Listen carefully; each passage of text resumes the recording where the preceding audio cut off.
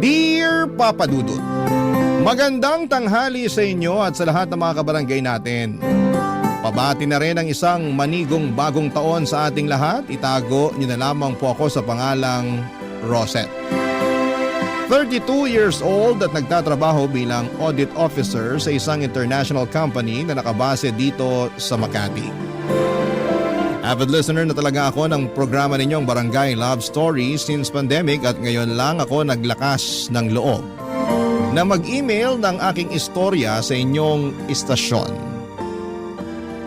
Bago ako magpatuloy ay gusto ko lang ding sabihin na ang pinaka-paborito ko sa lahat ng mga istorya na tinatampok ninyo ay yung pong tungkol sa pamilya. Relate kasi ako lalo na katulad ng iba nating letter sender ay hindi rin perpekto ang pamilyang kinabibilangan ko. Nakakalungkot lang dahil sa tingin ko ay pinakamalala na yung sa amin. At kung tatanungin ninyo ako kung gusto ko pa ba sila na maging pamilya sa susunod na buhay ay sasabihin ko talagang hindi na. Kahit na hindi na nga ako mabuhay kung meron pang susunod ay ayos na ayos lang. Magsisimula ang lahat noong 2018 kung saan ay paalis ang tatay kong itago na lang natin sa pangalang Noel para mag-OFW sa Italy.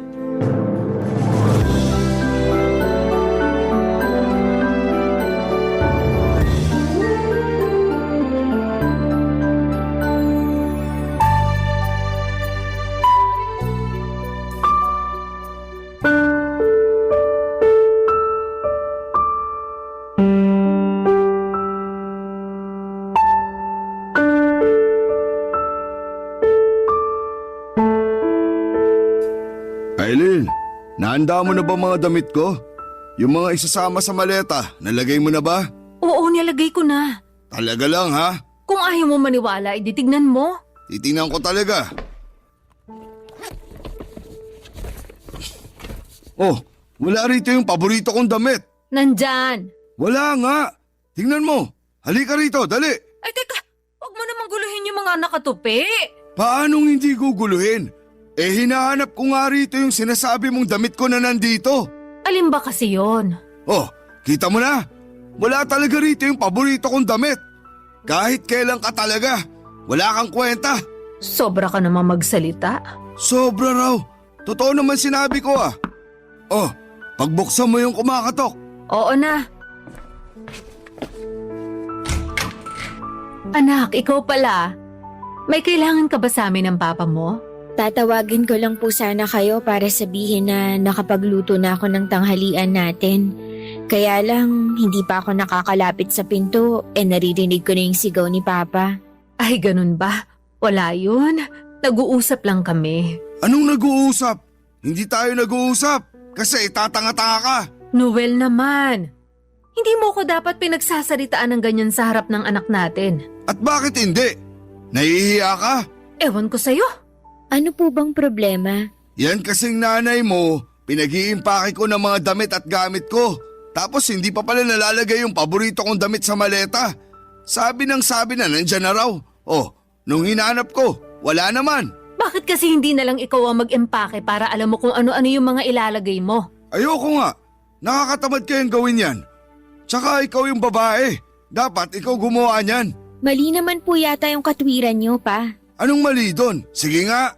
Kahit na si Mama ang babae, kayo naman yung aalis. Siguro dapat, imbis na pagalitan niyo siya at pagsalitaan ng kung ano-anong masasakit at hindi magaganda, tulungan niyo na lang siya para alam niyo rin kung ano yung mga dadalhin niyo. Akala ko ba matalino ka? Po? Akala ko matalino ka. Kasi graduate ka naman ng kolehiyo at may maayos na trabaho. Pero bakit parang pulpul ka rin mag-isip katulad ng mama mo? Sobra naman po kayo magsalita. Hindi ako sobra. Kayo ng mama mo, masahol pa sa bugok mag-isip. Alam niyo, hindi na talaga tama yung pananalita niyo sa amin ni Mama, ha? Hindi porke tatay ko kayo, hindi ko na kayo papatulan. Sumusobra na kayo. Rosette, huwag ka nang sumagot. Bakit hindi po? Grabe magsalita yang si Papa. Akala mo kung sino? Hindi naman talaga ako kung sino sa pamamahay na to. Baka nakakalimutan mo. na ako ang nagpapasok ng pera rito. Ako nga ang nagpaaral sa'yo at nagtaguyod sa pamilya natin. Bakit niyo po sinusumbat sa akin yan? Bilang padre de pamilya, responsibilidad niyo naman talagang buhayin kami. Aba, Totoo naman po yung sinabi ko. Saka baka nakakalimutan niyo rin. Simula nang makapagtrabaho ako, ako na ang nagbabayad sa lahat ng gastusin natin dito sa bahay. Dahil panay sideline lang kayo sa trabaho niyo sa auto supply. Kung kailan lang kayo sipagin, saka lang kayo pumapasok. Pasalamat na lang kayo kasi kaibigan niyo yung may-ari kaya hindi pa rin kayo tinatanggal hanggang ngayon. at sinusumbat mo naman sa akin ngayon yung bagay na yan? Bakit po hindi? Nauna kayong manumbat. Pwede ba tumigil na kayong dalawa? Yang anak mo ang pagsabihan mo. Iba rin tabas ng dila. Bastos. Akala mo hindi magulang kausap. Kung bastos ako, kanino pa ba ako magmamana? Sa inyo lang naman ako na bastos din. Anong sinabi mo? Ano ba? Hindi ba kayo titigil? Rosette, huwag mo na sabing sagot-sagutin ang papa mo. Si Papa naman po ang nauna. Kahit na. Kaya namimihasa siya na pagsalitaan tayo ng hindi maganda kasi lagi niyong pinalalagpas. Wala rin naman patutunguhan kung papatulan ko pa. Mabuti pa kumain ka na doon, Noel. Baka gutom lang yan. Mabuti pa nga kumain na ako kaysa makipag-usap sa inyong magnanay. Kumain ka na rin doon, anak. Tatapusin ko muna itong pag-iimpake ng mga damit ng papa mo. Ayaw ko pong kasabay kumain si Papa. Tutulungan ko na lang kayo dyan. Papa Dudut, hindi yun ang unang beses na trinato ng tatay ko ang aking nanay ng hindi maganda. At nalulungkot ako dahil parang hinahayaan lamang ni Mama na ganon ang gawin sa kanyang pakikitungo ng magaling kong ama. Palibhasa ay hindi kami ang unang pamilya ni Papa. Pangalawa lamang kami matapos niyang makipaghiwalay sa una niyang kinasama kung saan ay nagkaroon sila ng isang anak, ang ate ko. Hindi ko na matandaan kung paano nagkakilala ang mga magulang ko, Papa Dudut. Basta sinabi lang ng nanay ko na hiwalay na ang tatay sa dati niyang kinakasama. Nabuntis siya sa akin at sa bunso naming lalaki at nagsimula na silang magsama. Kaya lang, umira lang pagiging babaero ng tatay ko. Ilang beses na namin siyang nahuli ng mama ko kaya naging on and off ang pambababae niya. At hanggang sa bago siya umalis noong 2018 para magtrabaho sa abroad. Malakas ang kutob ko na ang pinakadahilan ng pag-iibang bansa niya ay upang sundan doon ang babaeng kursonada niya sa auto supply na pinagtatrabahuhan niya.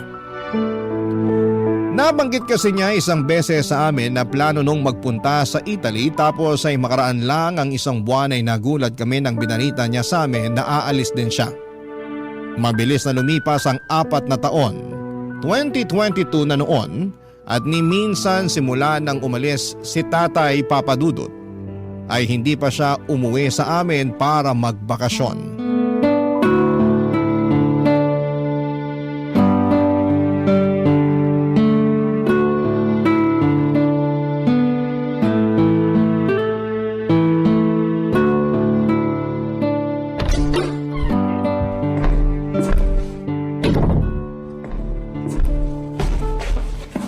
Hi Ma, nandito na po ako.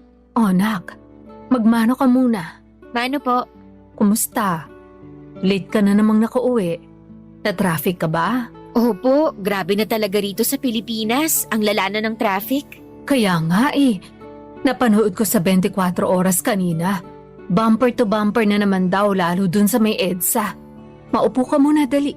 Sige po. Siguradong gutom ka na. Ipaghahain kita para makakain ka na. Wag na po kayong tumayo. Mamaya na po ako kakain. Ha? Bakit mamaya pa? 10:00 na ng gabi. Medyo busog pa naman po ako. May pa-pizza po sa office kanina. Pinamerienda nung nag-birthday. Nakarami rin ako ng kain kasi paborito ko yung flavor. Kaya busog pa po ako. Sigurado ka? Opo. Baka nga hindi na rin ako kumain pero pag nagutom ako, kakain po ako, promise. Sige, promise yan ha? Opo, Ma. Ayoko nang nalilipasan ka ng gutom lalo na may pagkain naman tayo. Wag po kayong mag-alala. Takot kaya magutom tong anak nyo. Dapat lang. Kahit na sumasala tatay nyo sa pagpapadala, sinisiguro kung may budget yung pagkain natin. Hindi na naman po ba nagpapadala si Papa? Yun na nga anak. Katatapos lang namin mag-usap. Ngayon lang bago ka dumating. Nagsabi na magpapadala raw muna siya sa nanay niya dun sa Bicol para matapos na yung bahay nila. Panay daw kasi reklamo yung nanay niya na lagi na lang daw tayong inuuna. Nakalimutan na raw yata sila dun. Grabe naman sa nakalimutan. Saka natural, dapat naman talaga tayong unahin ni Papa dahil pamilya niya tayo. Ayun na nga, pero pamilya rin naman niya yung nanay niya. Tsaka kilala mo naman ang papa mo, hindi rin nun matitiis yung magulang niya. Pero bakit mawawalan po tayo ng padala? Sa lagay, ibibigay niya lahat ng sweldo niya kina Lola? Hindi rin naman. Pero yung dati niyang kinakasama, nangihingi rin ng sustento. Tsaka yung isang pinsan ng tatay mo na sobrang close niya umuungot ng pa-birthday sa anak niya magdedebu. Tatay mo na lang daw magbayad ng venue, kahit yun na lang daw ang regalo. Sobra naman po yun. Hayaan mo na lang. Hindi lang ako makapaniwala na hahayaan ni Papa na walang maipadala sa atin para may maibigay siya sa iba. Mabuti sana kung ngayon lang niya ginawa sa atin na sumablay sa pagpapadala. Sa loob ng 4 na taon niya dun sa Italy, mabibilang sa mga daliri ko sa kamay kung ilang beses pa lang siya nagpadala ng pera sa atin. Malapit na tuloy akong maniwala na imbento lang niya yung mga dahilan niya. Anong ibig mong sabihin? May kutob po ako na sa ibang tao niya ginagastos yung pera niya. 'Di ba kasama niya sa trabaho yung babaeng kursunada niya na katrabaho rin niya dati sa auto supply? Ayoko sanang isipin na may milagro silang ginagawa dun, pero kilala naman po natin si Papa. Sa totoo lang, matagal nang sumagi sa isip ko yan simula nang gustuhin niyang sumunod dun sa Italy. Nakakainis talaga si Papa. Hindi niya na kayo nirespeto. Hayaan mo na, anak. Ang mahalaga na lang sa akin ngayon gampanan pa rin niya ang pagiging tatay sa inyo. Hindi ko na naman mababago yung ugali niyang yan. Mukha nasa dugo na talaga niya ang pagiging babaero. Ang hirap pa rin hayaan, Ma. Basta ako, nagpaubaya na lang nung paulit-ulit niya na akong niloloko. Pero hindi niyo pa rin siya nagawang hiwalayan. Hanggang ngayon, tinitiis niyo pa rin yung ugali ni Papa. Bakit po ganun? Kayo lang naman ang kapatid mo ang iniisip ko. Lalo nag-aaral pa kayo nun. Kaya nga nung nagdesisyong umalis ang papa mo papuntang Italy, nakahinga ako ng maluwag. Kasi hindi ko na siya makakasama araw-araw dito sa bahay natin. Pero ewan ko pa rin po. Ano bang ewan mo pa rin? Wala po. Siguro hanga lang ako sa inyo dahil natiis niyo ugali ni Papa. At kahit na hanggang ngayon hindi pa rin maayos trato niya sa inyo, pinagpapasensyahan niyo pa rin siya. Nagpaubaya lang naman ako, pero hindi pa naman ako manhid. Aminado ako na nasasaktan at nalulungkot pa rin ako sa trato sa atin ng papa niyo, lalo na sa'yo, anak. Pero wala akong hindi kayang tiisin. Mapanatili lang na buo ang pamilya natin.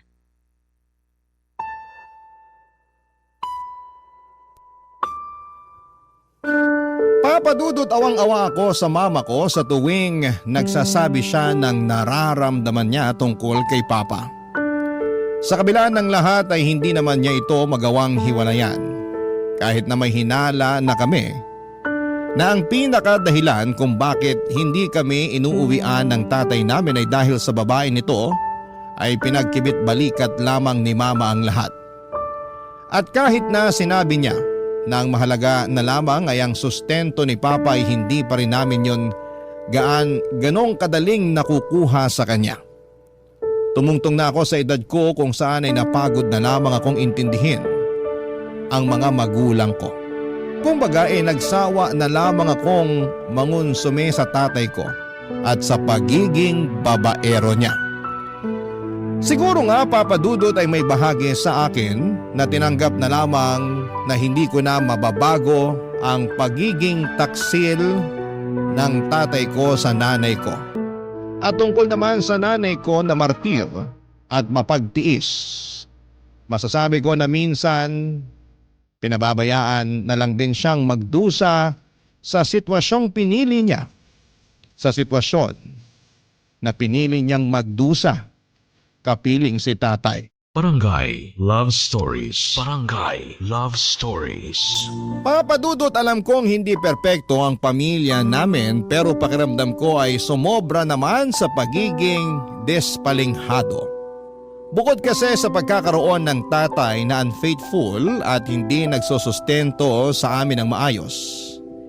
Nanay na martir at hinahayaan ng sarili na ituring na backup ng tatay, habang inaalila ay meron din akong kapatid na freeloader o yung bang palaasa, palamunin at tamad. 25 anyos na noon ang kapatid kong lalaki, pero wala akong natatandaan na nagkaroon siya ng matinong trabaho sa kadahilan ng takot mag-isa o sumubok ng ibang mapapasukan nang hindi kasama doon ang mga barkada. Sumuko na nga lang si mama sa pangangaral at pagmomotivate sa kanya. Kaya sa uli ay hinayaan na lamang sa bahay na tumambay-tambay. Isang gabi, nakatanggap ako ng long distance call mula kay Papa at laking gulat ko na galit ito sa akin, Papa Dudut.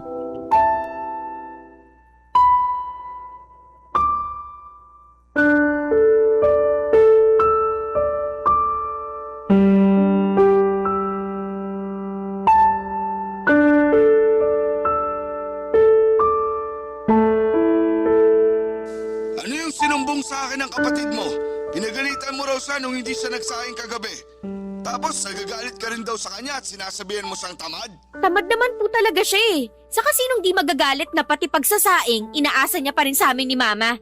Wala ba siyang mga kamay? Palibasa, sinanay niyo kasi. Anong sinanay kong pinagsasabi mo? Totoo naman masyado niyong inispoil. Lahat na lang ng ginagawa niya tama sa paningin niyo. Ayan, nasanay. Parang wala nga ako natatandaan na pinagalitan o pinagsabihan niyo man lang yung kapatid kong yun. Kaya lumaking sutil at palaasa sa amin ni Mama. Oh, tapos ngayon nanunumbat ka na dyan. Hindi ako nanunumbat. Saka bakit ba lagi niyong sinasabi na nanunumbat ako kung totoo naman na ako yung nagpapasok ng pera sa bahay natin?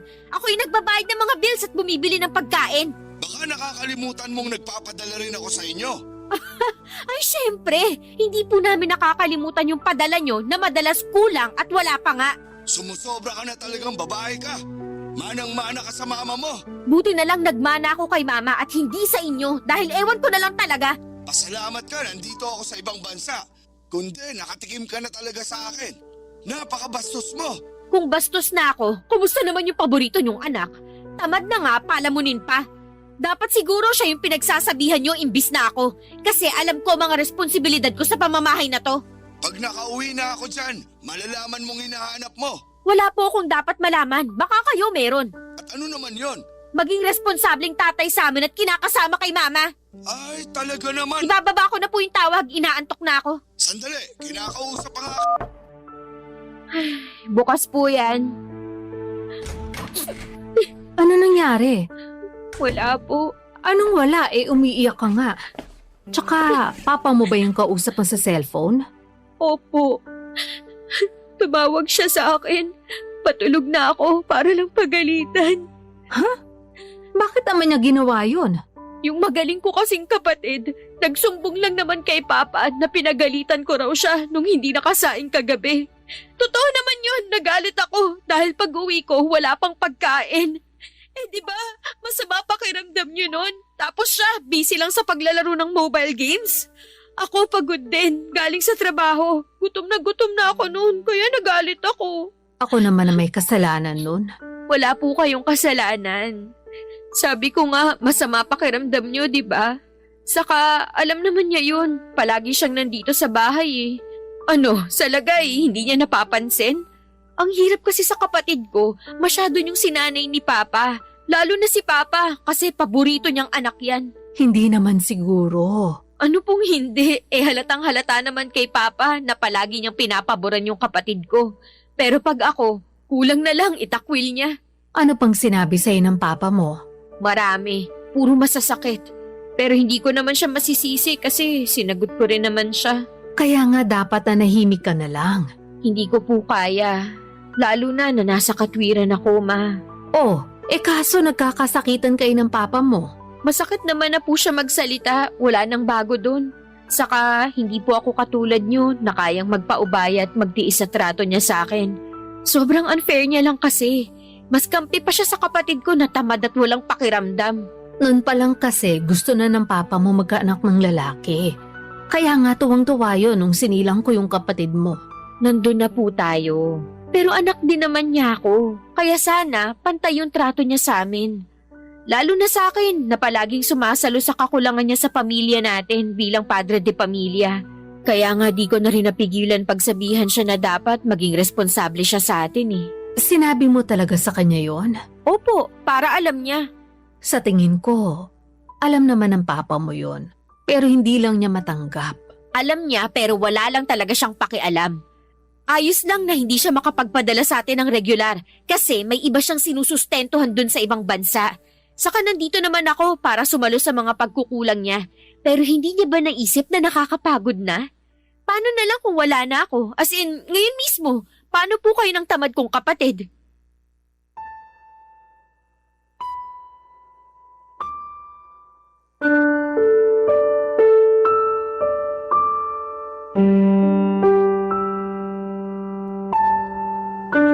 Papadudot sobrang sama ng loob ko sa tatay at kapatid ko ng mga panahong yon.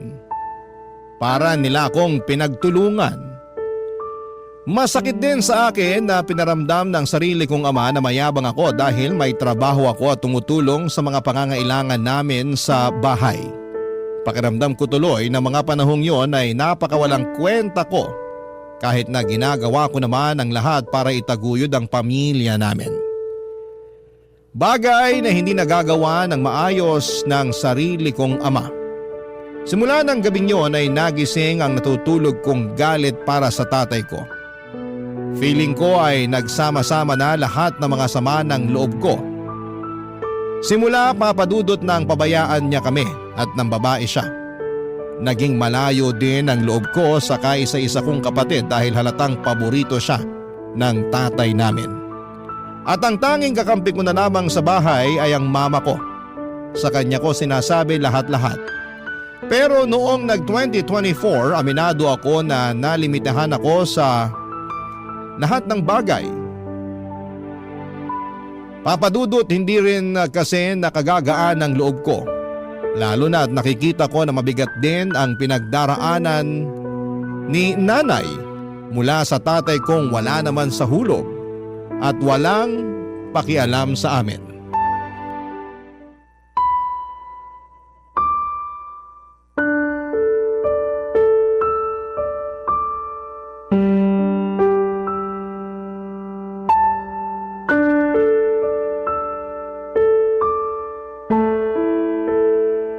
Anong gusto mong gawin ko, Noel? Hindi ko alam. Pati ba naman yung tinatanong mo pa sa akin? Wala ka bang sariling utak? Ano namang masama sa pagtatanong? Masama kasi lagi ka na lang ganyan. Ewan ko sa'yo. Tinatanong ka lang na maayos kung ano-ano nang sinabi mo sa akin. Gusto mo babaan kita ng cellphone? May sakit na nga ako, gaganyanin mo pa ako. Ano ba kasing nararamdaman mo? Sabi mo lang masakit ang katawan mo pero wala ka namang trangkaso. Wala naman talaga. Uminom ka na ba ng gamot?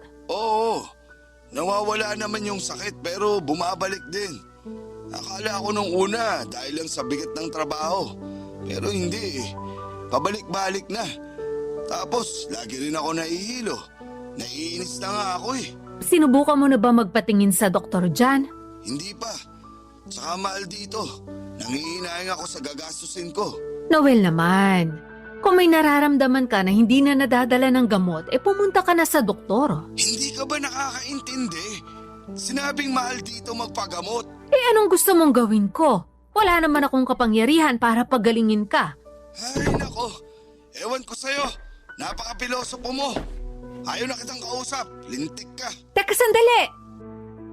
Ma, si Papa po ba yung kausap niyo? Oo. Kaso binabaan na ako ng tawag. Nainis yata sa akin kasi akala pilosopo ko. Patawarin yan si Papa eh. Bakit naman? Ayaw niya ng pinipilosopo tapos siya laging pilosopo sa mga sagutan. Galit sa sariling multo. Hayaan mo na yung tatay mo.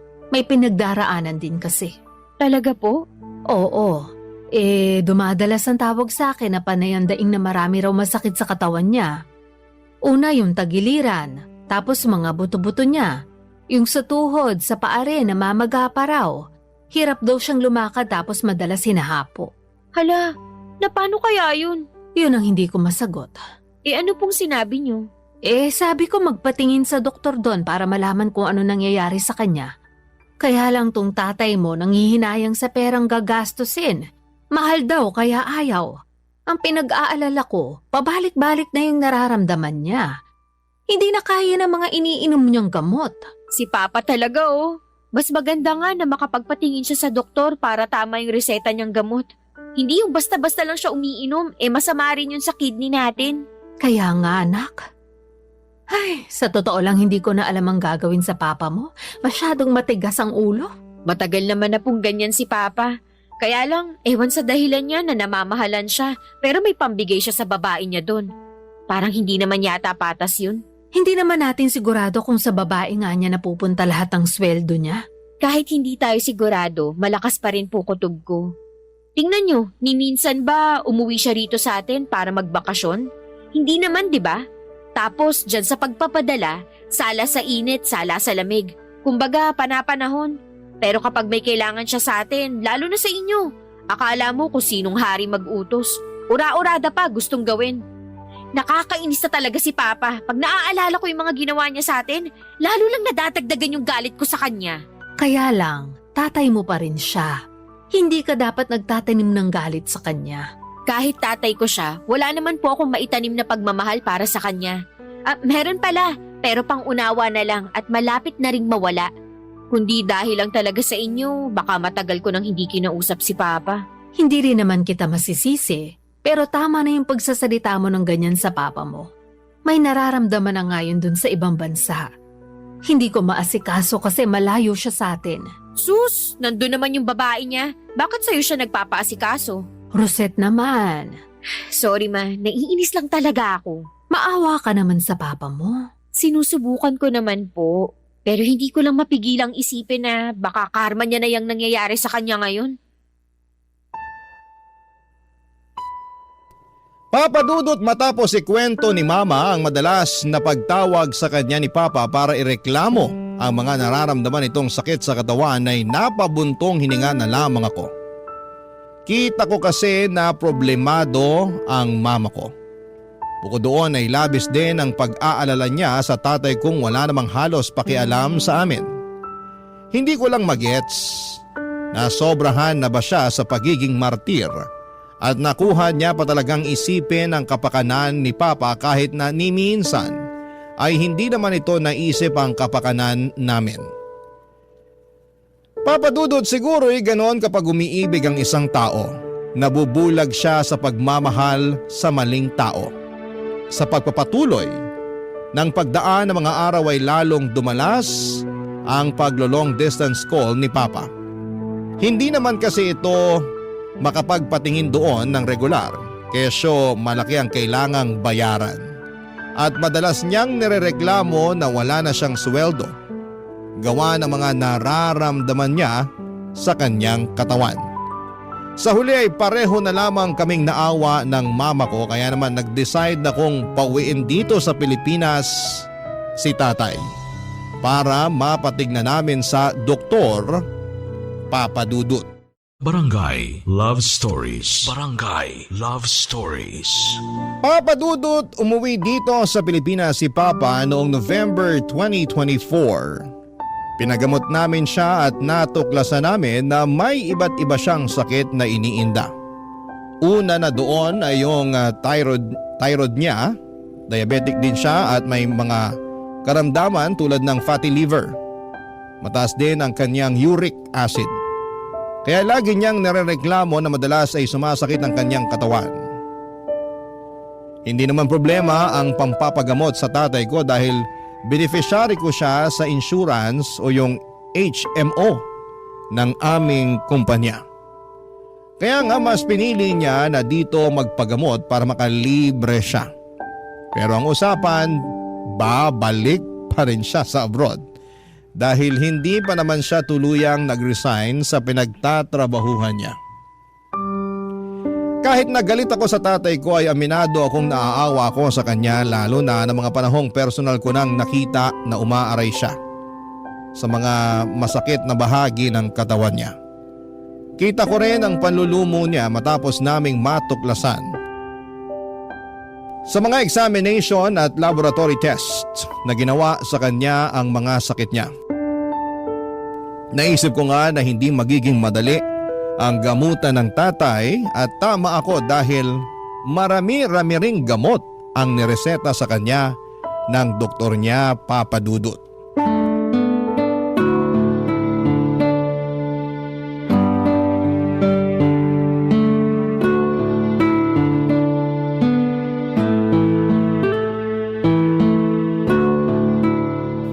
Nasaan ba yung kapatid mo, Rosette? Lumabas po yata kasama ng mga tropa niya, nag-basketball. Ganun ba? Tama lang yun, para ehersisyo na rin sa katawan.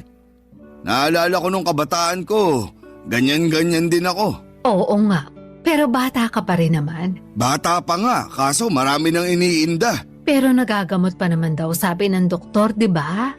Kailangan mo lang sundin yung payo nila. Tsaka inumin yung mga gamot na nireseta nila. Ayoko nang inumin niya mga gamot na yan. Nasusuka na ako dyan. Ano? Bingi ka ba? Sabi ko, ayoko nang inumin yung mga gamot ko. Bakit ayaw mo? Makakatulong nga sa'yo yon para gumaling ka. Nasusuka na nga ako. Paulit-ulit naman tayo, Aileen. Tama naman po si Mama. Makakatulong sa inyo yung mga gamot nyo para gumaling kayo. Saka ang mahal-mahal nun, hindi yun covered ng HMO ko. Binili ko yun gamit yung sweldo ko tapos hindi nyo lang iinumin? Ayan ka na naman sa panunumbat mo sa akin eh. Sinabi ko bang bilan mo ako ng mga mamahaling gamot na yon? Hindi po ako nanunumbat. Ang akin lang, sana maisip nyo na ginastusan ko kayo. Para rin naman po yun sa inyo, kaya wag na kayong magmatigas. Hirap sa inyo, daig nyo pa yung batang 1 taong gulang. Anong sinabi mo? Gusto mo talagang masampal? Sige, subukan nyo para may kalagyan kayo. Rosette, Noel, tumigil na nga kayo. Nasa harap tayo ng pagkain, no? Bakit akong pinagsasabihan mo? Yang anak mo ang sawayin mo. Dinig mong pinagbantaan ako, di ba? Hoy, Rosette! Bakit? San mo ako ilalagay pag nasampal kita dahil sa kabastusan mo? San pa ba? Eh di ipapadampot ko kayo sa mga pulis. Aba, talaga naman. Nak, wag naman sanang humantong sa ganun, no? Tatay mo pa rin. Nakita nyo bang kamuntik niya na akong saktan? Tapos gusto nyo isipin ko pa rin na tatay ko pa rin yung tao na yan? Alam niyo ba kung gaano kahirap yung pinagagawa niyo sa akin, Ma? O ano?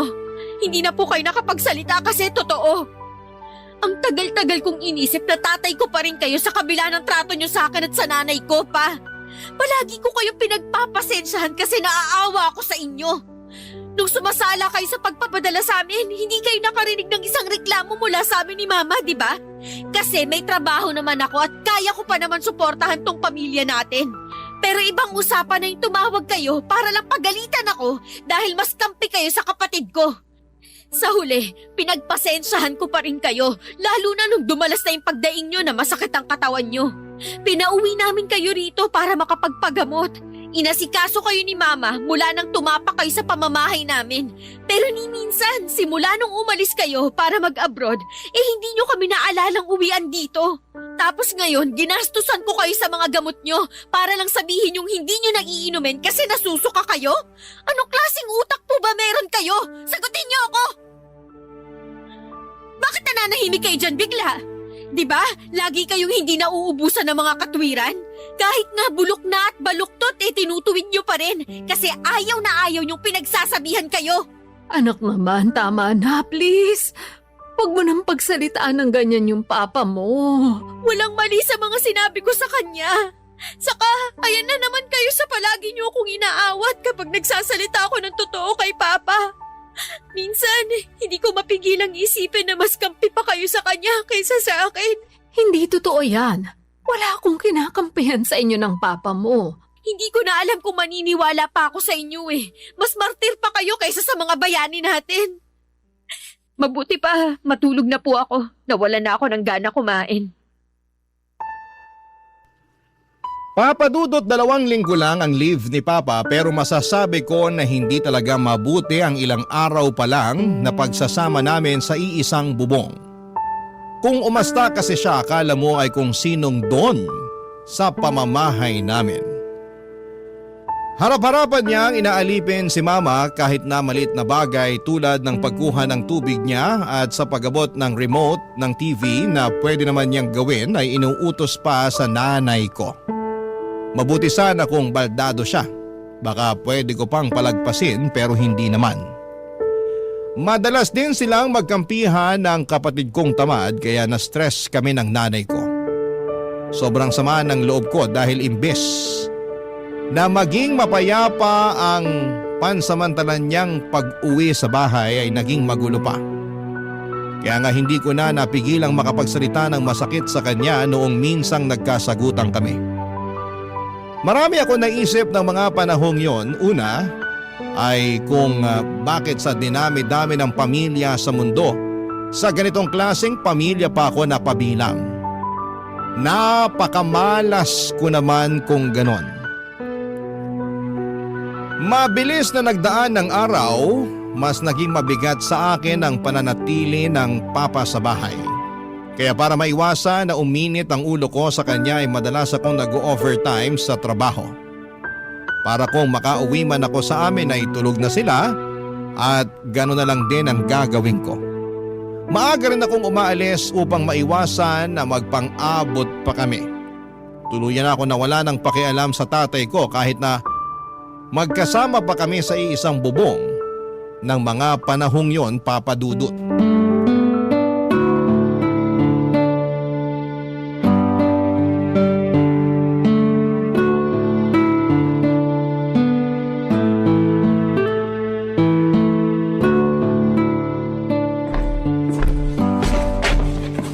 Kararating mo lang ba, anak? Ma?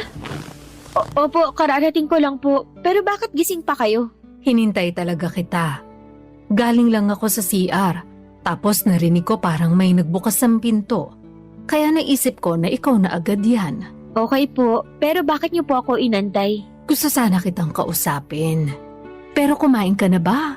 Kung hindi pa, ipaghahain kita. Wag na po, kumain na po ako. Tara po, upo muna tayo sa sofa para makapag-usap tayo. Sige,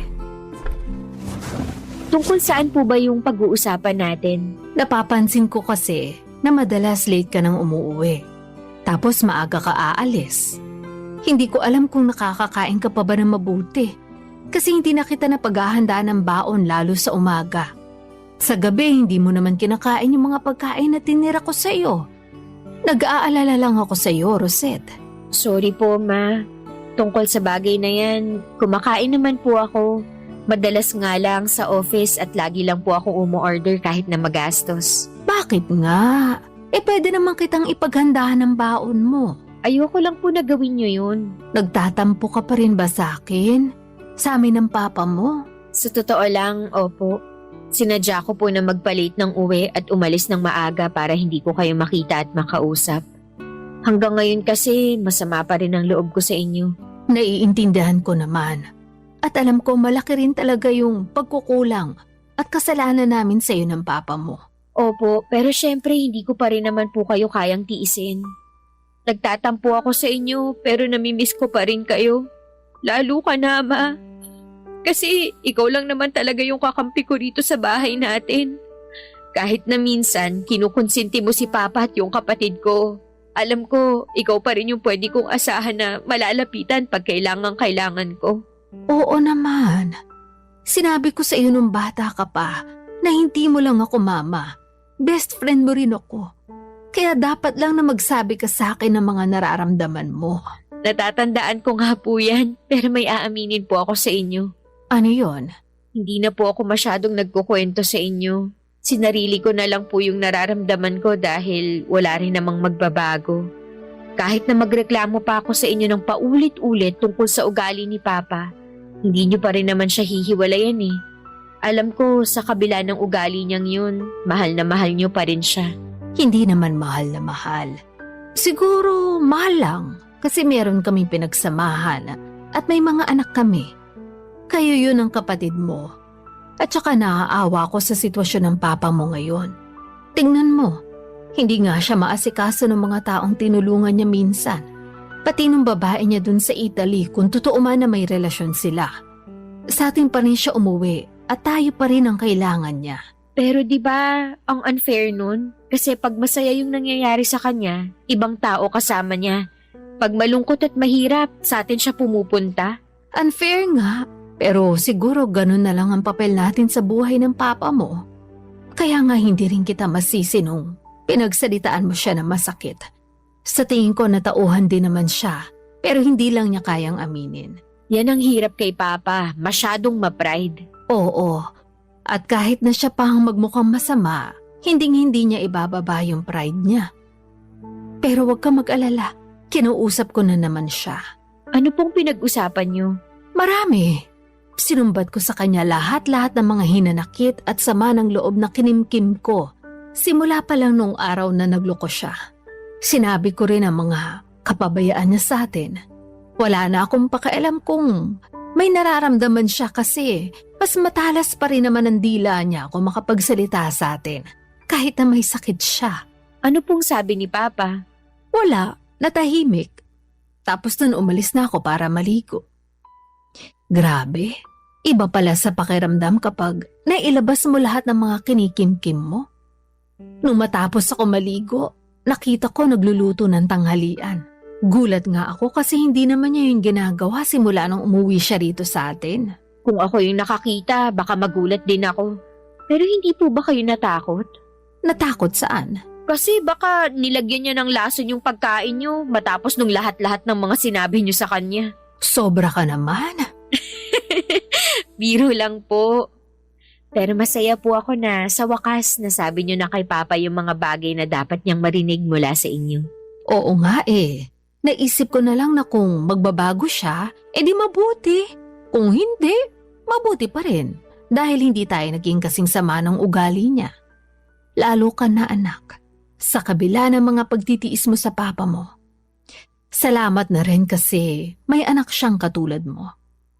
Sana ma-realize ni Noel kung gaano siya kaswerte sa'yo. Papa Dudut, hindi ko napigilang maluha sa huling sinabi ni Mama. Nakagagaan ng puso na para bang bigla na lamang naglaho yung tampo ko sa kanya noong mga nakarang araw. Pagkatapos naming mag-usap, pinaghain niya ako ng hapunan kahit na busog pa ako ng mga oras na yon. Pinilit kong ubusin yung niluto ni Mama para sa akin. At aminado ako na naiiyak talaga ako sa bawat subo ko. Kinabukasan, sakto walang pasok kaya nag-decide ako na ilabas sila ni Papa. Himala naman at tumigil na sa pagreklamo ang tatay ko at kahit na nandun pa rin yung pagiging ma-pride niya, ay nasasaway na siya ni Mama.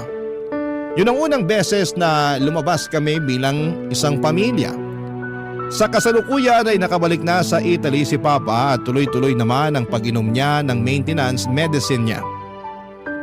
Palagi rin kasi siyang minomonitor ni Mama. Nag-aaway pa rin sila lalo na at hindi pa rin mamatay-matay ang isyo ng pambababae ni Papa. Pero hindi na lamang masyadong dinidibdib ng mama ko yon.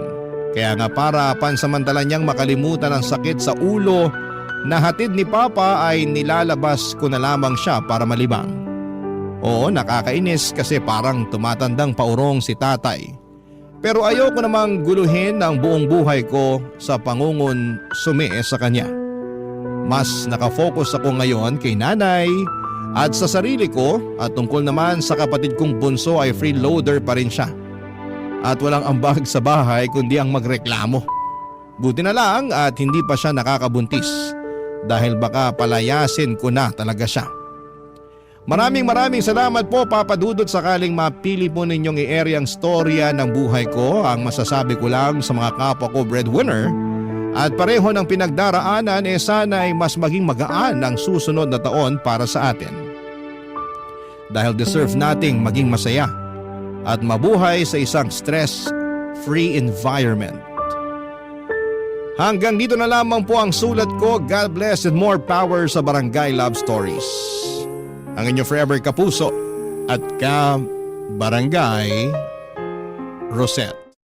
Dear Papa Dudut, mabuhay kayo buong team ng Barangay Love Stories sa number 1 radio station sa Mega Manila, Barangay LS 97.1 Forever.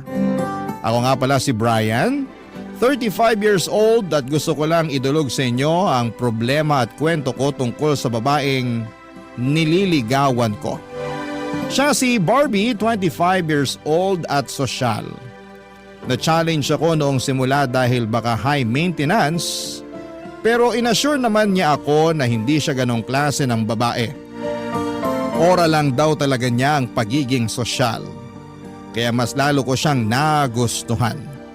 Sa lahat ng mga babaeng nakilala ko, sa kanya talaga ako tinamaan ng husto, Papa Dudut. Iba yung kilig na nararamdaman ko sa tuwing naiisip ko siya. Nasabi ko na nga rin yon sa dating kaklase at kaibigan kong si Martin. Binida ko talaga si Barbie sa kanya para suportahan nito ang feelings ko. 10 years ago nang magkaroon ako ng seryosong relasyon, Papa Dudut. 5 taon din kami ng ex kong yon bago ko nalaman na ipinagpalit niya ako sa isang matandang mayaman. Dinibdib ko yon ng sobra at mula noong nagkahiwalay kami, puro lang ako panghaharot sa mga babaeng nakikilala ko pero wala naman akong balak na seryosohin sila. Siguro dahil bukod sa hindi pa ako ready ay hindi rin ako totoong interesado sa kanila. Pero nung dumating si Barbie sa eksena, Papa Dudut, nagbago po ang lahat. Naramdaman ko ulit yung kilig at kakaibang saya kapag may nakilala kang taong gusto mo. Kapag kasama ko si Barbie, ang gaan lahat ng nararamdaman ko. Dinadaldal ko nga si Martin tungkol doon nang minsang nagkainuman kami sa bahay. Panay lang ang kantsaw niya sa akin dahil sa wakas daw ay nadali na ako ni Cupido.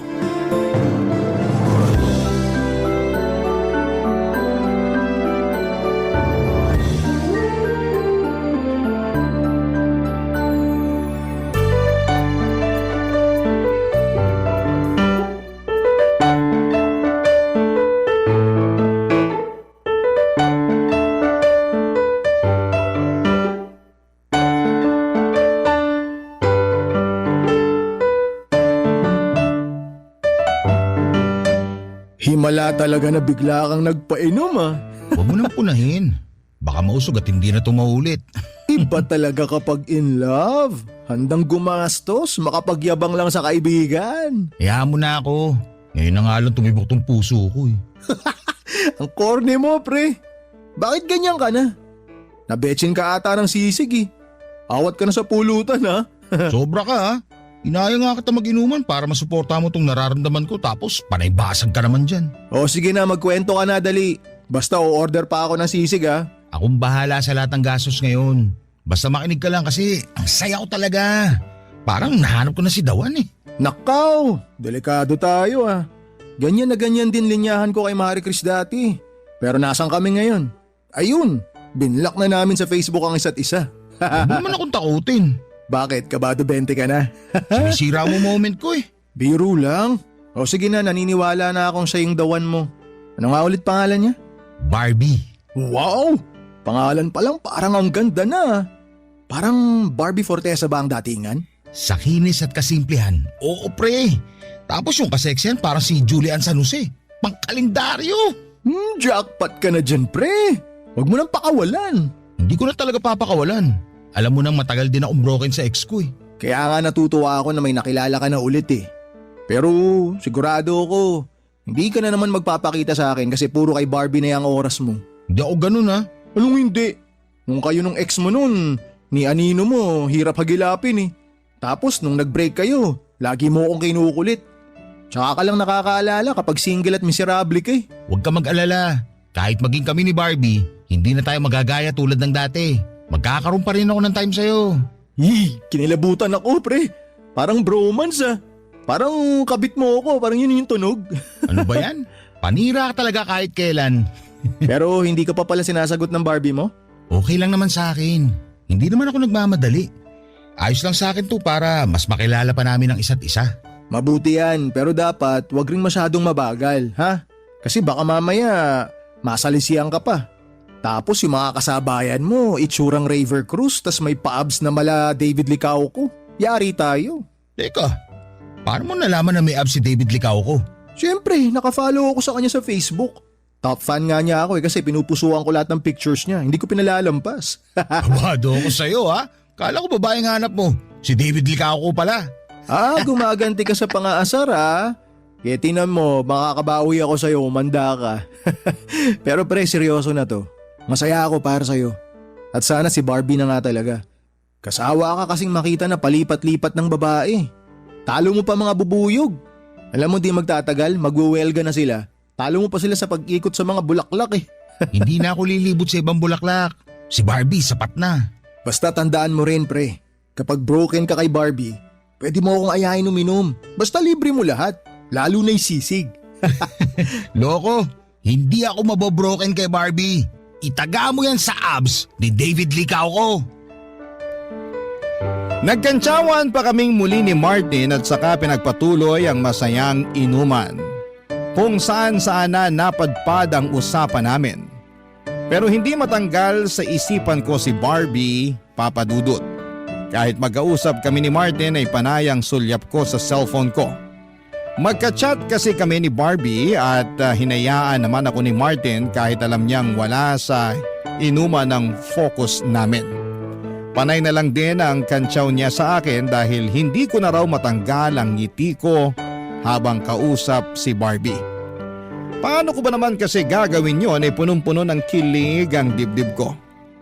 Iba talaga si Barbie. Kahit sa ex ko noon ay hindi ko yon naramdaman.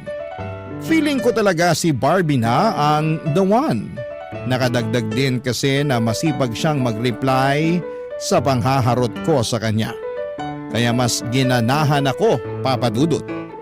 Nakilala ko si Barbie sa isang kasal ng katrabaho ko. Mabuti na nga lang at pumunta ako. Hindi sana ako pupunta dahil masyado akong bitter. Ayokong makakita ng mga taong masasaya dahil in love sila. Pinilit ako ng katrabaho ko na umattend dahil may ipapakilala raw siya. Noong una pumayag ako kasi naisip ko na isang panibagong babae ang haharutin pero hindi bibigyan ng commitment. Pero nagkamali ako, Papa Dudut, dahil nung pinakilala na si Barbie sa akin. Hindi lang harot ang gusto kong mangyari sa amin. Gusto kong magseryosohan na kaming dalawa. Buong gabi kaming dalawa lang ang magkausap. Napansin na ngayon ang lahat kaya kinansyawan kaming dalawa. Wala kaming pakialam noon, Papa Dudut. Masyado kaming masaya para intindihin ang pang-aasar ng ibang tao.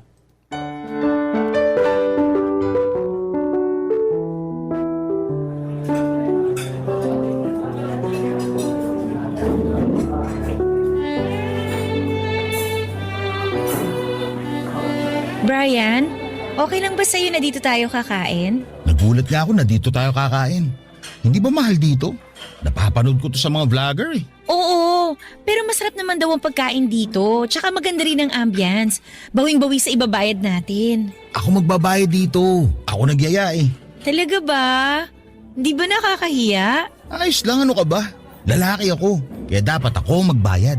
Eh pwede naman ako mag-ambag para hindi naman tunog abusado. Ang ambag mo lang ngayon, pangitiin ako. Makakapag-ambag ka ba nun? Nako, mabubusog ka sa ambag ko. Tara, order na tayo. Boom! Mahal nga rito. Grabe ang presyohan ha. Nakita mo? Huwag na lang ba tayo rito? Pwede naman tayong lumipat sa mga turo-turo kung yun lang ang afford mo. Aray naman, nasaling ang pagkalalaki ko doon. Kaya ko to, nag-inarte lang ako. Hindi tayo lilipat sa turo-turo. Ang ganda pa naman ang suot mo ngayon. Bagay sa presyo ng mga pagkain dito. Salamat ha. Pinaghandaan ko talaga tong date natin kaya nagmaganda ako. Kala ko nga nasobrahan ako eh. Wala nang masosobra pa kaysa sa presyo ng kanin nila rito. Grabe! Talagang 120 ang isang order ng plain rice na mayroong celery sa ibabaw? Parang masama talaga ang loob mo na kakain tayo rito, no? Huwag na lang kaya nating ituloy to. Ako na tong nahihiya eh. Uy, ikaw naman. Nagbibiro lang ako. Hindi tayo aalis. Kaya ko magbayad dito. Umorder ka lang dyan. Akong bahala. Okay lang ba kung umorder ako ng steak? Magkano bang steak nila dito? 2.5 lang naman yung pinakamura. 2.5? Pinakamura pa yun. Bill ko na yung sa kuryente na isang buwan na. Okay, ganito na lang. Ako na magbabayad sa steak tapos ikaw na magbayad sa plain rice mo. Alam mo, kanina mo papasimple sinusugatan ng pride ko eh. Pero okay lang yan kasi type talaga kita eh. Kaya kahit 5K pa yung steak na yan, babayaran ko pa rin yan. Kahit maputulan na kami ng kuryente sa katapusan. Ikaw talaga puro kabiro. Uy, seryoso ako ha. Mukhang mapuputulan kami ng kuryente sa katapusan kapag umabot tayo ng 5K dito. Alam mo, hindi ko na talaga alam kung seryoso ka na o nagbibiro ka pa. Isa lang ang dahilan ng pagsiseryoso ko. Ano yun? Ikaw. Kaya huwag mong bibiruin tong feelings ko para sa'yo ha. Kasi pag nasaktan ako, seryoso to. Ayoko na ulit magmahal. Bakit ang corny mo? Corny naman talaga ang tao kapag nagmamahal, di ba? Che! Ano, order na tayo? Uy, okay lang talaga ha. Kahit umabot tayo ng 5,000. Oo naman. Kung talagang love language mo ang steak, sige, ibibili kita kahit 10,000 pa yan. Brian? Ano yun? Mamaya pag dumating yung mga order natin, picturean mo ako kasama yun ha. Dapat kita rin yung logo ng restaurant na to para alam nila kung saan tayo kumain. Okay lang ba? Huwag mo na itatapon yung resibo ha, kasi sasama ko yan sa Imamay Day ko. Huwag mong lukutin para naman hindi nakakahiya sa makaka-view. Tara, order na tayo. Papa Dudut, hindi ko naman minamasama ang gustong mangyari ni Barbie. Ano lang ba naman yung picturean ko siya kasama ang mga malaginto na presyong steak na gusto niyang orderin. Kahit isama pa niya ang resibo ng kabilang table ay wala ring problema sa akin.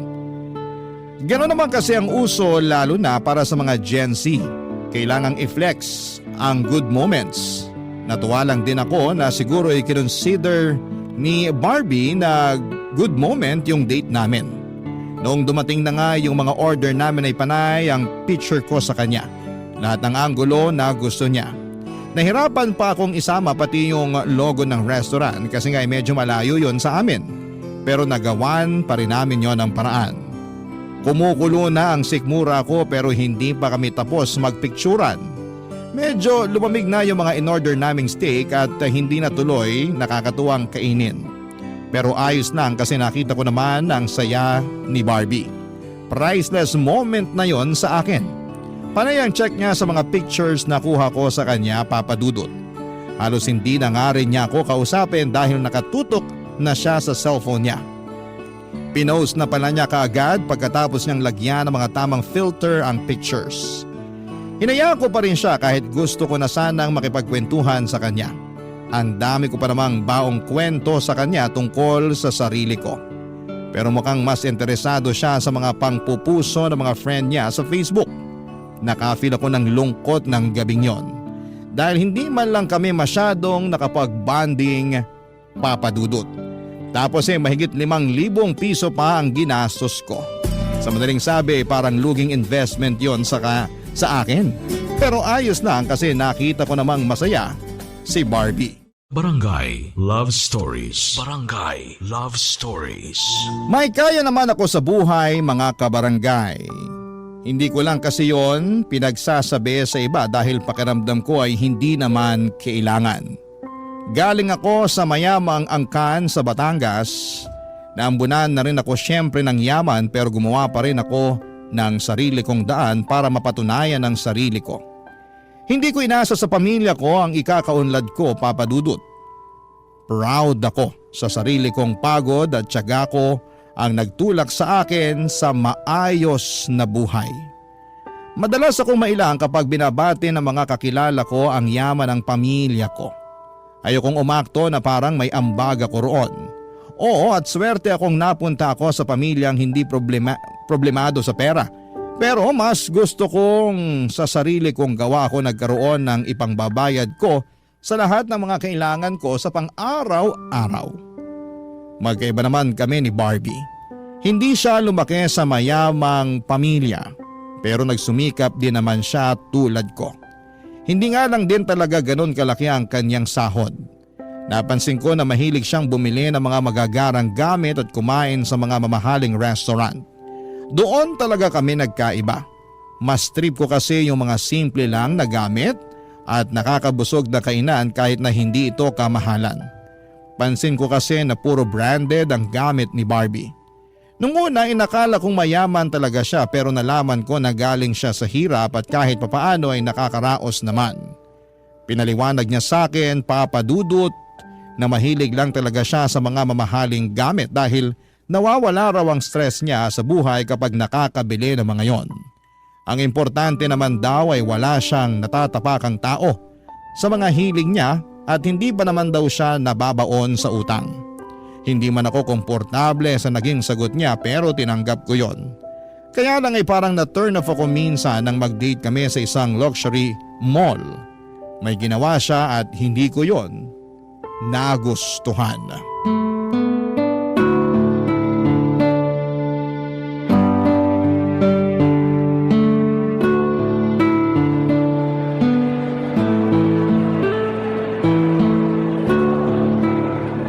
Grabe!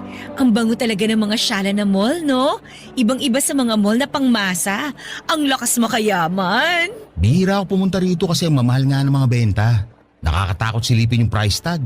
Buti na lang at napapayag kita na dito mag-date. Na-experience ko rin sa wakas makapasok dito. Basta kung saan ka magiging masaya, dun tayo. Alam mo naman na yun. Nako, baka sa simula ka lang ganyan ha. Baka kapag sinagot na kita, hindi na kita mapasunod.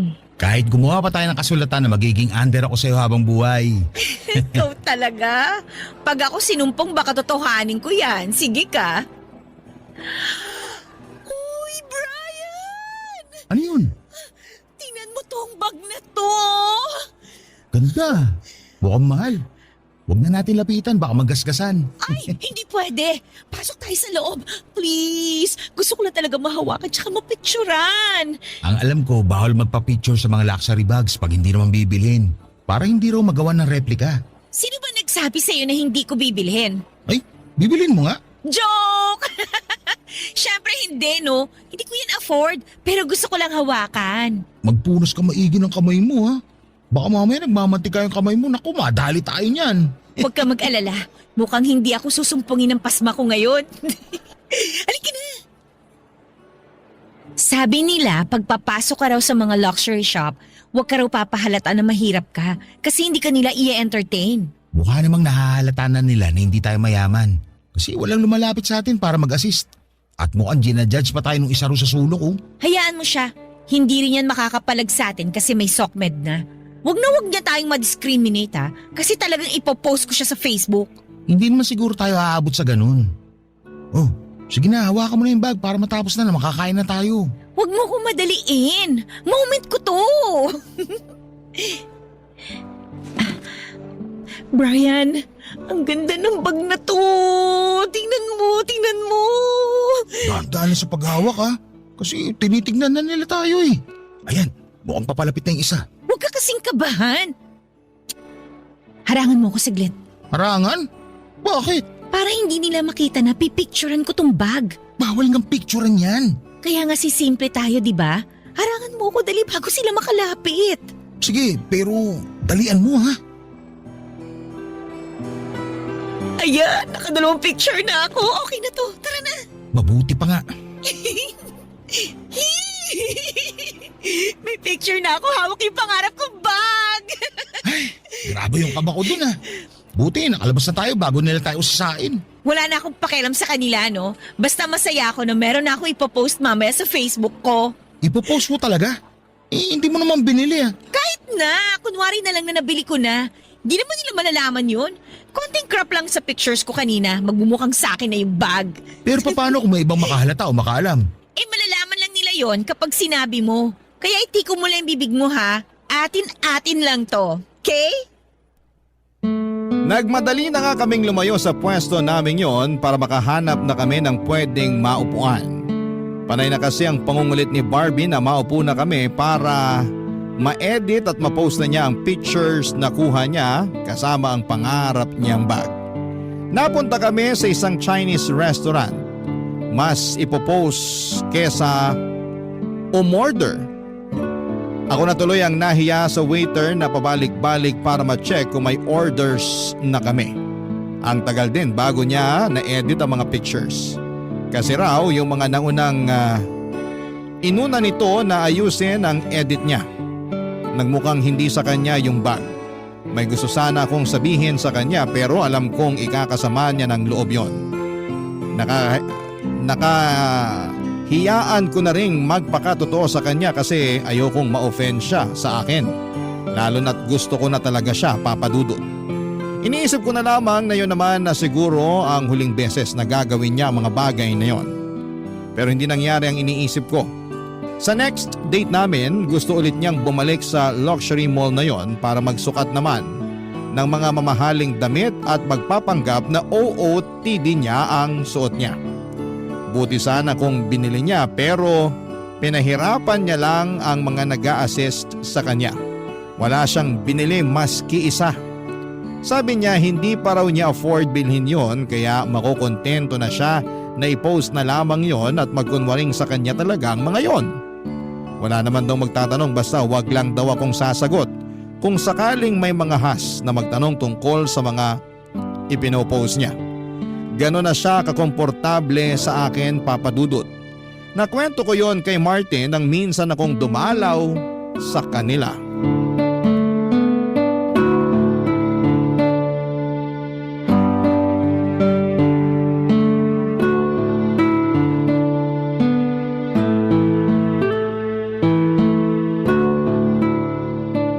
Ayos talaga pag in love ka no? Napapadalas yung pagdalaw mo sa akin, tas bukod pa ron, panay ang libre mo ng alak. Huwag sana kayo magkaroon ng problema ni Barbie para tuloy-tuloy itong biyayang natatanggap ko sa'yo. Paano kung sabihin ko sa'yo may problema kami ni Barbie? Ha? Ang bilis naman. Broken ka na ba agad sa kanya? Red flag ba? Hindi ako broken sa kanya, pero red flag siya. Lahat naman ng tao may tinatagong red flag na iwinawagayway lang kapag komportable na sila. Yun nga eh. Masyado na siya naging komportable sa akin.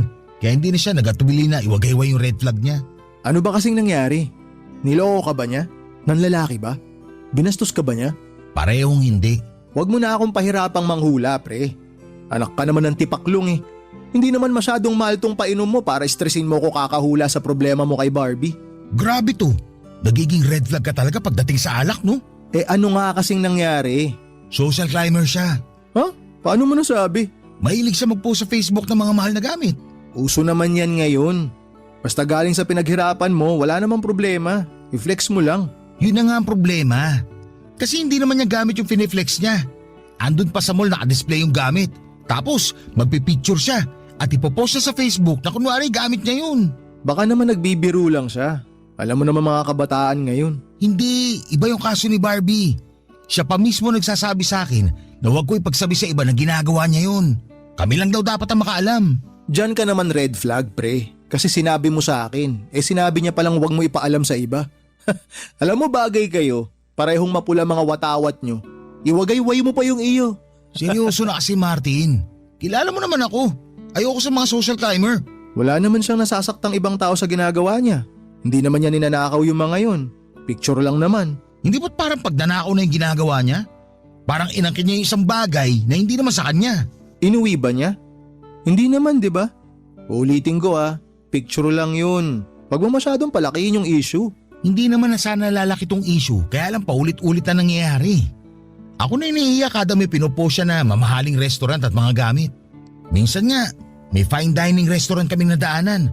Sabi niya, picturean ko daw siya dun. Kunwari kakatapos lang namin kumain. Itatag daw niya ako. Pero sumunod ka naman. Oo, kahit ayoko. Ay, parang ako na naiiya sa ginagawa niya. Minsan nga, nasita kami doon sa jewelry shop na pinuntahan namin. Gusto niyo magpicture habang suot yung kwintas. Nag-request siya na picture ako siya doon sa store. Doon daw sa area na hindi halatang jewelry shop. Para daw hindi mapansin na doon lang namin kinunan yung picture. Sinubukan namin maghanap ng pwesto. Tapos akala tuloy ng staff, itatakbo namin yung kwintas. Ang nangyari, pinahubad kay Barbie yung kwintas tapos pinaalis kami. Gusto pa sana niya i-post sa Facebook yung insidente para mabash daw sila pero pinigilan ko lang. Tinakot ko siya. Sinabi ko kapag ipopost niya yun, malalaman ng friends niya sa Facebook na fake lahat ng ina-upload niya. Ayun, kumalma bigla. O anong balak mo ngayon? Parang gusto ko nang tumigil sa panliligaw. Pero kapag naiisip ko yun, nahihirapan ako. Malamang, gusto mo na Ano ba sa tingin mo pwede kong gawin ngayon? Siguro hayaan mo na muna. Basta wala naman siyang natatapakang tao, ayos pa rin yun. Ano bang mas pipiliin mo? Low-key at simpleng babae pero cheater naman? O yung ma-flex sa mga mamahaling gamit na babae pero mukhang loyal? Pili ka, pre. Natahimik ako sa sinabi ni Martin, Papa Dudut. Imbes na maging klaro, mas naguluhan ang feelings ko para kay Barbie. May point din naman kasi si Martin pero hindi niya maintindihan ang nararamdaman ko. Nag-change topic na lamang kami para hindi na ako ma-stress kakaisip sa kanya. Maayos naman kasi talaga si Barbie. Sa akin lang siya nagpapaligaw at alam kong loyal na siya sa akin. Ni minsan kahit may gwapong dumaan sa harapan namin ay hindi niya yon pinapansin dahil nakafocus siya sa akin. Ibang kilig na nararamdaman ko sa tuwing ginagawa niya yon. Malambing din siya at maunawain sa mga maliliit na kapalpakan ko. Hindi rin siya tinotoyo. Saka syempre, ang laking bonus na maganda siya at sexy. Ano pa bang mahihiling ko, hindi ba? Kaya lang, nadali niya kasi ang pinakaayaw ko sa isang tao. Yung pagiging social climber. Marami akong inalis sa buhay ko ng mga taong ganito. Lalo na yung mga hindi na nga afford ang marangyang lifestyle pero pinipilit pa rin para lamang may maipagyabang sa ibang tao. Nakakalungkot lang makakita ng mga ganito, Papa Dudut, at mas lalo lang akong nalungkot dahil kabilang si Barbie sa kanila. Gustuhin ko mang iwasang makita ang pagiging social climber niya pero hindi ko magawa. Paano ba naman kasi? Kade-date namin sa kaka-date namin, mas lantaran niyang ipinakita ang pagiging social climber niya. In-overthink ko tuloy na baka gamitin niyang pera ko para lamang magmukha siyang sosyal at angat sa iba. Parang hindi ko masisikmura yon, Papa Dudut. Parang hindi ko kakayanin. Barangay Love Stories. Barangay Love Stories. Kinaya ko pa ba ang pagiging social climber ni Barbie? Oo, sinubukan ko pa rin. Nagkunwari na lamang ako na okay lang at lagi ko na lang iniisip ang good sides niya kapag nati-turn off na ako sa mga ipinapakita niyang pagiging social climber. Minsan nga ay gusto niyang manood kami ng sine pero dapat daw doon sa mga reclining chair para magmukhang premium at maisip agad ang mga tao na hindi regular na sinihan ang pinasukan namin. Maaga rin kaming pumasok sa loob ng sinihan para lamang makapag-oras siya bago magsimula ang pelikula. Pinakita rin niya ang mamahaling kape na hindi rin naman niya ininom daw dahil acidic siya. For the picture lang daw, Papa Dudut. Isang beses din ay nagsukat siya ng mamahaling sapatos, nagpa-pedicure siya at foot spa para bumagay sa sapatos na isusukat niya. Mahal ang sapatos na yon at alam niya sa sarili niyang hindi niya yon bibilhin. Pero kailangan pa rin niyang picturean para ma-post sa Facebook. Siyempre, inari na naman niya ang sapatos na yon kahit sinukat lang naman niya. Kasabwat pa nga ako dahil ako ang nagpicture sa paa niya habang suot niya yon. Ako rin ang nag-edit para magmukhang hindi floor ng mall o shop.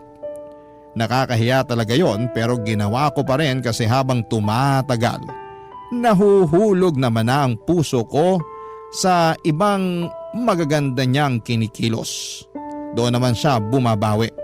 Pero pagkatapos niya makabawi, gagawa na naman siya ng mga bagay na agad kong hindi magugustuhan. Yun ang naging cycle naming dalawa, Papa Dudut.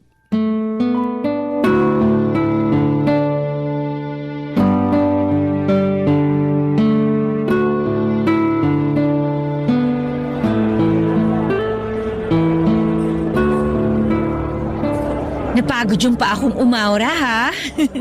Ang tagal mo kasi bago nakuha yung tamang anggulo eh. Sorry. Hindi naman kasi ako magaling magpicture. Sayo ko lang naman to ginagawa. Eh dapat masanay ka na. Kasi kapag tayo na, ikaw na ang official photographer ko. Siguro, kaya mo naman ang gawin yung mag-isa. Hanga nga ako sa galing mo magpicture eh. Huwag mo na ako idamay dyan. Hindi pwede, no? Kailangan pa rin kita. Para makarelate ka na rin sa mga boyfriend na taga-picture ng maaarte nilang girlfriend. Ay, hindi na ako makapaghintay na maging official na tayo. Bakit kasi hindi mo pa ako sagutin ngayon? Oy, may lakad ka ba? Ba't nagmamadali ka? Ikaw kaya nagsabi na hindi ka na makapaghintay na maging official tayo. Wait lang kasi. Sure naman na sasagutin kita balang araw eh. Pero ngayon, wait lang muna. Bakit? Tetestingin mo pa ba ako? Hindi naman. Kasi gusto kitang sagutin kapag nasa ibang bansa na tayo. Ha? Hindi ba cute yun sa'yo? Sa ibang bansa magiging tayo? So, kailangan muna natin pumunta sa ibang bansa para sagutin mo ako? Kasi pwede naman. Mahilig naman ako mag-travel. Hindi ako mahilig mag-travel eh. Tsaka sayang lang ang pera, mapapagod lang ako sa kakalakad. Mabilis din ako mahilo sa biyahe, hindi ko kaya. Nalalabuan ako sa gusto mong mangyari. Gusto mo, sa ibang bansa ako sagutin. Pero ayaw mo naman mag-travel para mangyari yun. Ayaw mo lang yata ako sagutin eh. Ay, teka, mali pala ako ng pagkakasabi doon. Ang gusto ko lang mangyari, yun bang magmukhang nasa ibang bansa kita sinagot? At pwede naman mangyari yun. Anytime, pwede ako mag-leave sa trabaho para lang matupad na yan. Hindi mo naman naintindihan eh. Ay nako, hindi mo na kailangan gawin yan. Hindi na tayo gagastos ng mahal. Meron akong mas praktikal na alam. Mas praktikal? Paano? May kakilala ka bang magaling mag-edit ng pictures? Nagagawa mo naman yun kahit sa simpleng app lang sa cellphone mo, di ba? Iiba pa rin yung professional para walang bahid ng pandaraya. Anong ibig mong sabihin? Pwede na kitang sagutin anytime. Basta may mahahanap kang mag-edit ng picture natin na kunwari nasa Korea tayo. Yung tipong nasa ilalim tayo ng cherry blossoms. Yung bang nakasuot tayo ng puffer jackets. Yung ramdam na ramdam ko tuloy yung lamig. Yung ganon. Eh bakit hindi na lang tayo pumunta ng Korea para totoo na? Ako nang bahala sa gastos para lang ma-experience mo rin yun. Eh sabi ko naman sa'yo, hindi ako mahilig mag-travel. Uunahin ko na lang ibili ng gamit kaysa ipang bakasyon ko, no? So yun talaga ang gusto mo? Magaling mag-edit? Kuha-kuha mo talagang idea ko. Ay, para may ma-post ka sa Facebook, tama ba? Oo, grabe. Iba na talaga ang connection nating dalawa. Gets na gets mo na yung gusto ko. Pero sa panahon ngayon, kahit gaano kagaling yung nag-edit, mahalata pa rin. Marami nang magagaling na mga mata ngayon. Mahirap na kapag nagkabukingan, nakakahiya. Hindi yan. Marami akong friends sa Facebook na alam agad kapag edited ang picture o hindi. E di i-hide natin sa kanila. Basta yun lang naman yung gusto ko eh. I-edit tayo sa iba't ibang lugar sa Korea.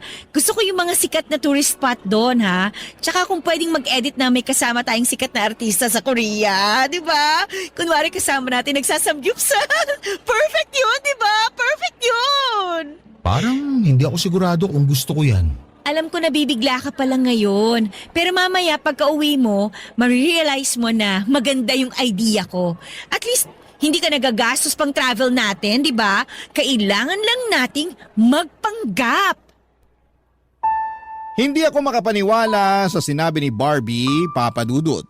Pero inintindi at inunawa ko pa rin. Siguro'y ganun lang talaga siya, baka may nangyari sa kanya noon kaya naging social climber siya.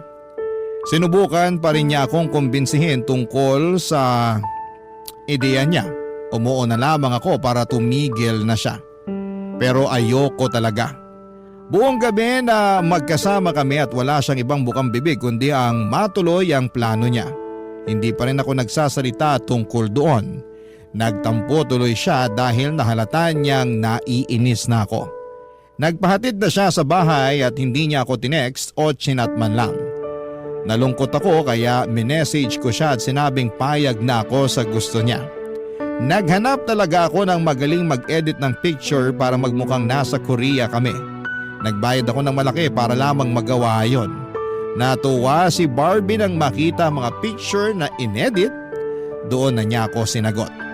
Pinost ni Barbie ang pictures namin at hindi ko yon inaccept sa timeline ko nang itag niya ako. Andun pa rin kasi ang hiya ko.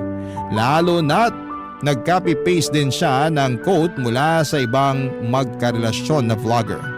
Hiyang-hiya talaga ako sa ginawa niyang yon. May mga taong nagko-comment at pabirong nagsasabi na baka edited daw. Pero nilabanan ni Barbie yon at sinabing totoo ang lahat.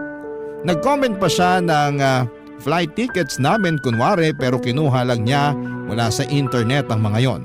Kabado talaga ako na may makahalata. Halos atakihin ako ng anxiety dahil sa mga ginagawa niya. At nung hindi ko na talaga natiis, ginost ko na siya. Ilang beses niyang sinubukang puntahan ang bahay ko pero lagi akong nagtatago.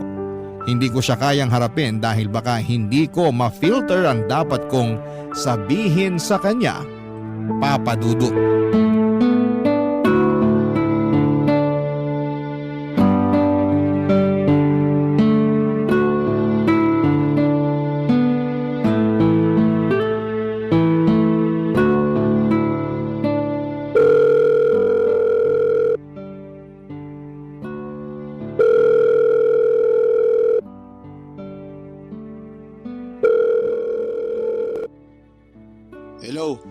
Martin, saan ka?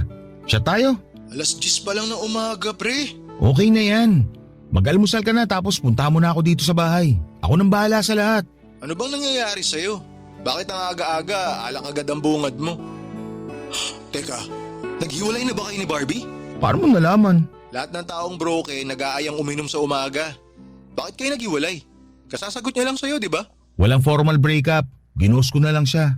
Uy, mali naman yan. Kaya pumapangit tingin sa atin ng mga kababaihan dahil sa mga ganyang gawain eh. Kasalanan naman kasi ni Barbie. Kahit pa kasalanan niya, pre.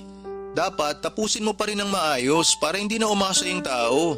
Papahirapan mo pa siya eh. Bigyan mo na agad ng closure. Napasaya ka rin naman niya kahit papaano. Baka kasi kapag magkaharap kami, hindi ko makayanan. Baka bigla akong maging marupok. Alam mo naman na siya ang kahinaan ko ngayon. Bakit ba kasi nakipaghiwalay ka? Ang saya nyo pa naman tingnan dun sa mga picture nyo sa Korea. Ang laki ng ginastos mo ron tapos maghihiwalay rin pala kayo. Ay, yan na nga eh. Hindi naman talaga kami pumunta ng Korea. Edited lang yung mga picture. Gusto niya lang palabasin na galing kami dun. Si Barbie may pakana nun. Bumayag lang ako para mapasaya siya. Pero hindi talaga ako komportable kaya... Kaya mo siya ginost. Mali ba talaga ako? Naiintindihan naman kita, pre. Mga bata pa lang tayo. Lagi mo nang sinasabi na ayaw mo sa mga social climber. Kaya lang, mas maganda kung sasabihin mo na lang sa kanya yung dahilan para magkaroon din siya ng closure. Ang hirap na may nasasaktan tayong tao. Ay, tama ka. Sige, pass muna sa inuman ngayon. Tatawagan ko lang si Barbie. Basta tuloy pa rin yung inuman, pre. Ano man maging resulta ng pag-uusap niyo ni Barbie, ha? Pero parang awa mo naman, pre. Mamayang gabi na natin i-schedule. Huwag ganito, tirik na tirik yung araw, oh. O sige, ako nang bahala mamaya. Bye. Kahit ayoko pero sige. Tawagan na kita para magkali naman na.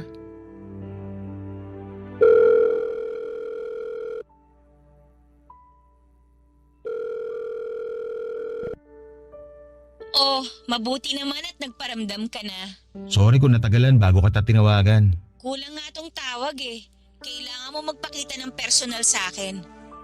Ano ba kasing nangyari? May problema ba tayo? Meron. Eh di sabihin mo sa akin para alam ko.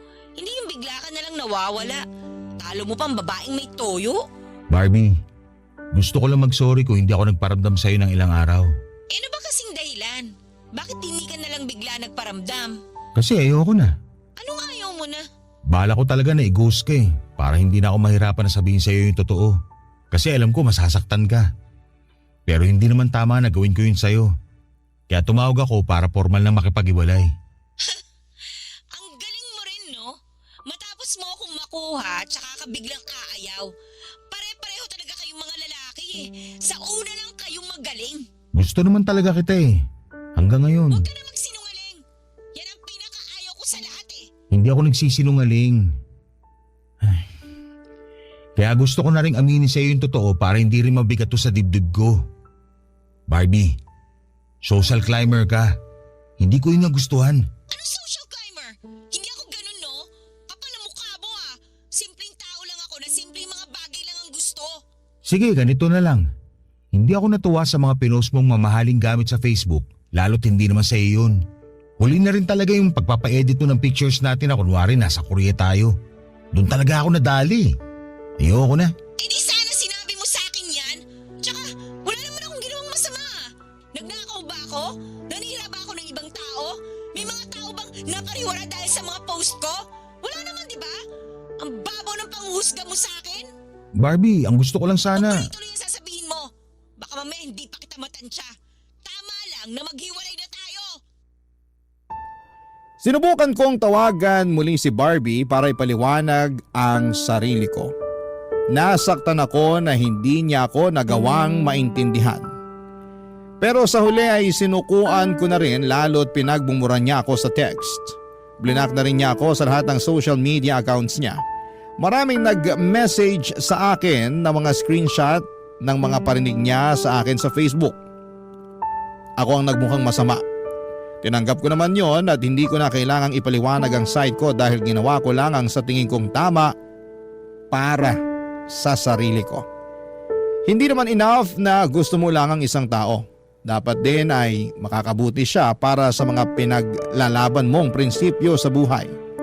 Sadly, hindi yon natumbasan ni Barbie. Nang hinayang talaga ako sa relasyon namin at aminado akong nami-miss ko pa rin siya kahit may 4 na buwan na kaming hiwalay. Pero wala naman akong balak na makipagrelasyon pa ulit sa kanya. Wala na akong naging balita pa sa kanya at nagbalik na akong muli sa dati kong nakasanayan. Date lang muna pero iwas muna sa commitment hanggat hindi pa nakikita kung siya na talaga. Natuto na ako sa mga nangyari sa amin ni Barbie at ayoko nang maulit pa yon. Sisiguraduhin ko na kung sino man ang next na makikilala ko, siya na ang nararapat at huli ko.